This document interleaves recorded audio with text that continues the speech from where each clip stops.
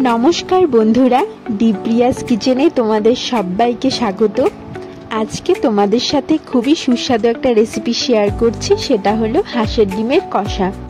এইভাবে ডিম কষা রান্না করলে খেতে খুবই সুস্বাদু হয়।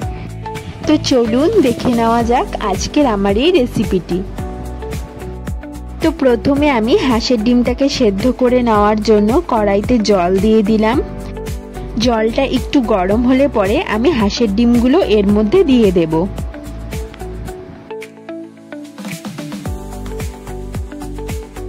এবার আমি জলের মধ্যে সামান্য পরিমাণ লবণ মিশিয়ে দিলাম, যাতে হাঁসের ডিমের খোসা ছাড়াতে কোনো অসুবিধা না হয়। জলের মধ্যে লবণটা ভালো করে মিশিয়ে নেব। এরপর আমি এটাকে ঢাকা দিয়ে রাখবো, যাতে ডিমগুলো সেদ্ধ হয়ে যায়। কিছুক্ষণ পর ডিমটা ভালো করে সেদ্ধ হয়ে গেলে আমি এর খোসা ছাড়িয়ে নেব। ভালো করে খোসা ছাড়িয়ে নেবার পর একটা ছুরির সাহায্যে ডিমের গাগুলো আমি এমন করে কেটে নেব, যাতে ভালো করে মশলা এর মধ্যে ঢুকে যায়।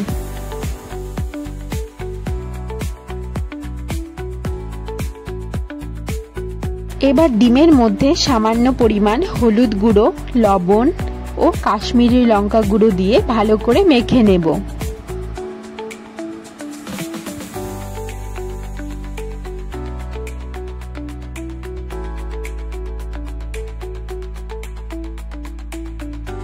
এবার কড়াইতে সর্ষের তেল দিয়ে দিলাম।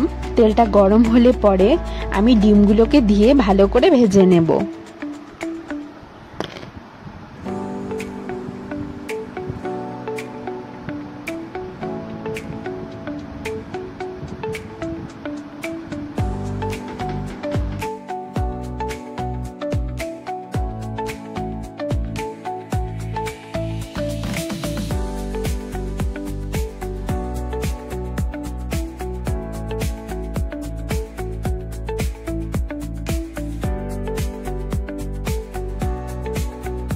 ডিমগুলো ভালো করে ভাজা হয়ে গেলে আমি এগুলোকে তুলে রাখলাম।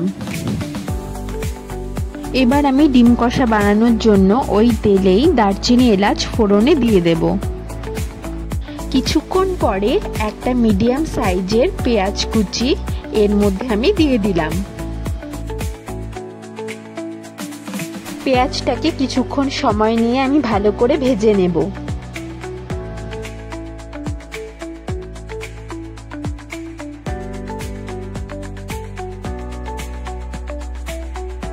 পেঁয়াজটা কিছুক্ষণ ভাজা ভাজা হয়ে যাওয়ার পর এর মধ্যে আমি একটা কেটে রাখা টমেটো কুচি দিয়ে দিলাম।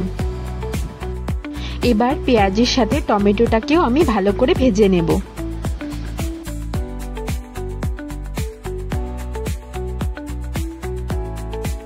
টমেটোটা কিছুক্ষণ ভাজা হয়ে যাওয়ার পর এর মধ্যে আমি স্বাদমতো লবণ দিয়ে দিলাম ও 1 টেবিল চামচ পরিমাণ হলুদ গুঁড়ো দিয়ে দিলাম। এবার কিছুক্ষণ নাড়াচাড়া করতে থাকব।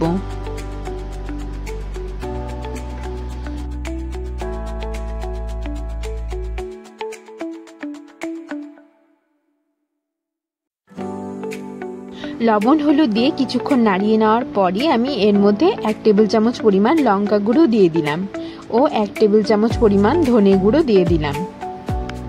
এবার সবকিছুকে একসাথে ভালো করে মিশিয়ে নেব। কিছুক্ষণ পরে আমি এর মধ্যে পেঁয়াজ ও লঙ্কা বাটা দিয়ে দিলাম। এবার সবকিছুকে ভালো করে একসাথে কষতে থাকবো। মশলাটা ভালো করে ভাজা হয়ে গেলে এর মধ্যে আমি সামান্য পরিমাণ জল দিয়ে দিলাম।